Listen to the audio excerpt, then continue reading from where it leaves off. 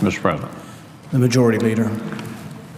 Mr. President, the current Senate Democratic leader once stated that, quote, nowhere in the Constitution does it say the Senate has a duty to give presidential nominees a vote. The incoming Senate Democratic leader, the one we'll have next year, did not even wait until the final year of the last president's term to declare that the Senate should not confirm a Supreme Court nominee except in extraordinary circumstances. And we all know what Vice President Biden said when he chaired the Judiciary Committee. Here's what he said.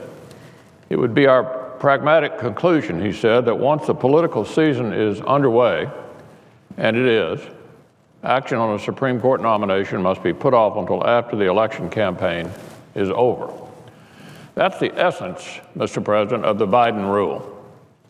Yesterday, the chairman of the Judiciary Committee and I personally reiterated to President Obama that we will observe the Biden rule. The American people deserve to be heard on this matter.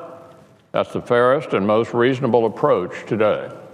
Voters have already begun to choose the next president, who in turn will nominate the next Supreme Court justice.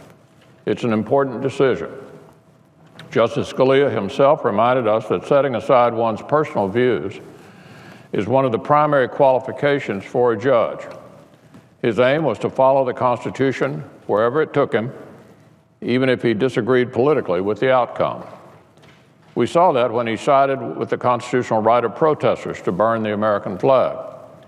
If you're going to be a good and faithful judge, he said, you have to resign yourself to the fact that you're not always going to like the conclusions you reach.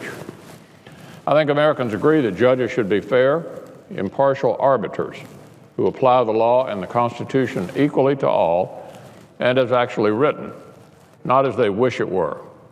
I think most Americans agree that a judge should be committed to an even-handed interpretation of the law and the Constitution, so everyone who walks into a courtroom knows he or she will have a fair shake.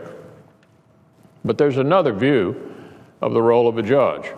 Under the view promoted by the current president, the so-called empathy standard, judges prioritize their political ideology above the law.